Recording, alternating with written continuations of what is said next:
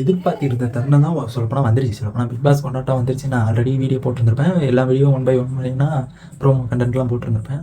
ஆனால் இதில் என்ன ஒரு ஒரு ஃபீலிங்கான மூமெண்ட் என்ன நடந்துச்சுன்னா, சோகமான மூமெண்ட் என்ன நடந்துச்சுன்னா, நம்ம மணி ரவினா இது நாள் வரைக்கும் பேசவே இல்லை சொல்லப்போனால். என்ன காரணம் அப்படிங்கிறது சத்தியமாக தெரில. என்ன காரணமாக இருக்கும், என்ன ஒரு ஒரு டச்சே இல்லாமல் இருக்காங்களே, இதுக்கு யார் காரணம் அப்படிங்கிறது தான் எனக்கு ஒரு டவுட்டு. ஏன்னா இதுக்கு முன்னாடி வெளியில் யாராச்சும் சொல்லிட்டாங்களா, இல்லை என்ன நடந்துச்சுங்கிறது சத்தியமாக தெரில சொல்லப்போனால்.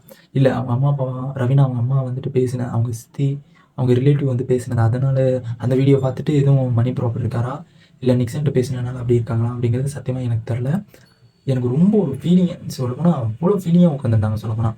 மணி ரவினா வந்துட்டு ஸ்டார்டிங்கில் வந்துட்டு செகண்ட் ஹாஃபில் தான் வந்திருந்தாங்க சொல்லப்போனால். செகண்ட் ஹாஃப்னா ஃபஸ்ட்டு விளம்பரத்தில் தான் வந்திருந்தாங்க சொல்லப்போனால். அண்ட் அப்போதைக்கு வரும்போது ரொம்ப ஒரு வந்துட்டாங்க. ஃபஸ்ட்டு 2 பேருமே இல்ல. அதுக்கப்புறம் வந்துட்டாங்க சொல்லப்போனா. அதில உள்ள வந்ததுலேருந்து சத்தியமா சுத்தமா பேசல சொல்லப்போனா. எங்கடா ஒரு பார்வை கூட பார்க்கல, ஒரு சிரிக்க கூட இல்ல, ஒரு பேச என்னதான் நடந்துச்சு? அவ்வளோ அங்க உள்ளுக்குள்ள இருக்கும்போது அவ்வளோ ஒரு நெருக்கமா இருந்து, ஒரு பாசமா இருந்து, ஒரு லவ்வா இருந்து, அப்படி இருந்தவங்கள எப்படா அப்படி பிரிச்சீங்க? அப்படிங்கிற மாரி தாங்க முடியல. நான்லாம் பார்த்தோனே அப்படியே ஷாக் ஆயிட்டேன் சொல்லப்போனா. அந்த இது பார்க்க எனக்கே ஒரு ஃபீலிங் மொமெண்ட்டாவே வந்துருச்சு சொல்லப்போனா. நான் பார்க்குறேன், சுத்தமா அவங்க ஒரு ஒரு ஒரு ஒரு சேஞ்சு கூட இல்ல. சுத்தமா ஒரு எப்படின்னா, ஒரு பார்க்கவும் இல்ல, ஒரு பேசவும் இல்ல, ஒரு சிரிக்கவும் இல்ல. அவ்வளோ சேஞ்ச் பண்ணிட்டாங்க சொல்லப்போனா. 2 பேத்துமே அவ்வளோ சேஞ்ச் பண்ணிட்டாங்க. எப்படிதான் இப்படி சேஞ்ச் பண்ணாங்க?